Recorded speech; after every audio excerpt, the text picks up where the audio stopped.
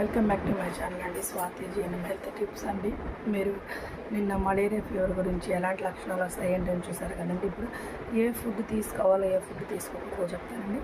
Malaria వచ్చిన వాళ్ళకి fever stomach pain, loose motions ఇవన్నీ ఉంటాయి కాబట్టి వాళ్ళు junk foods, oil foods, heavily కారం వేసినవి ఏమి తినకూడదండి. ఓన్లీ ఇడ్లీ, పొంగల్, ఉప్మా, కిచిడి ఇలాంటివి తినాలండి. కిచిడిలో కూడా ఎక్కువ వెజిటేబుల్స్ వేసుకుని తక్కువ ఆయిల్, తక్కువ ఉప్పు, కారంతో వేసుకొని కూడా మీరు తినాలండి. అది మీరు చూసుకోండి. Junk food, oil food, out side food మీరు అవాయిడ్ చేస్తే చాలా మంచిదండి ఫీవర్ వచ్చినప్పుడు.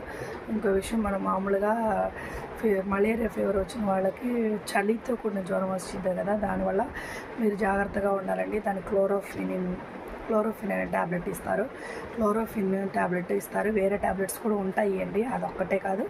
నా ఒక్కటి చెప్పాను, మిగతా వాళ్ళు మీ కండిషన్ బట్టి, మీ జ్వరం ఏ లెవెల్లో ఉందని దాన్ని బట్టి కూడా వాళ్ళు మీకు ఇవ్వటం జరుగుతుందని దాన్ని బట్టి మీరు చూసుకోవాలి, జాగ్రత్తగా ఉండాలి.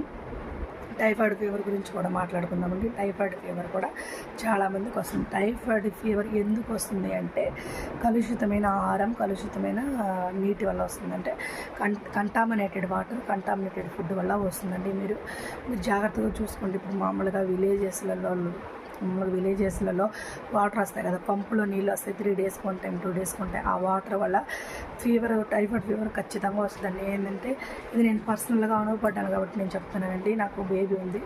నా పాపకి ఎప్పుడు నేను మా మమ్మీ వాళ్ళ ఊరికి వెళ్ళినా సరే అక్కడ వాటర్ వల్ల, ఓన్లీ వాటర్ వల్లే నాకు నా బేబీకి టైఫాయిడ్ ఫీవర్ అవడం జరుగుతుందండి. అది వస్తే పోదండి, చాలా రోజులు ఉండిద్ది. బేబీ చాలా వీక్ అవ్వడం, సన్నంగా అయిపోవడం, బేబీ ఆహారం తినలేకపోవడం అలా కూడా జరుగుతుంటుందండి. Typhoid fever main water, food వల్లే వస్తుందండి. మీరు జాగ్రత్తగా చూసుకోండి. ఫ్రిడ్జ్లో పెట్టుకొని తినడాలు కానీ ఫుడ్ అలాంటివి ఏం చేయకూడదు.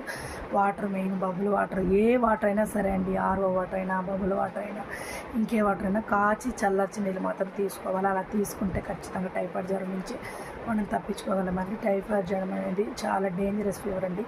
మలేరియా, డెంగ్యూ, టైఫాయిడ్ ఈ 3 జ్వరాలు చాలా డేంజరస్. మీరు కొంచెం జాగ్రత్తగా చూసుకోండి. ఏం కాదని అనుకోవద్దండి. అది బేబీస్కి ఉన్న ఎనర్జీ కూడా తగ్గిపోతుంది. ఇమ్యూనిటీ పవర్ తక్కువగా ఉన్న వాళ్ళకి ఈజీగా అటాక్ అవ్వడానికి ఛాన్స్ ఉంది.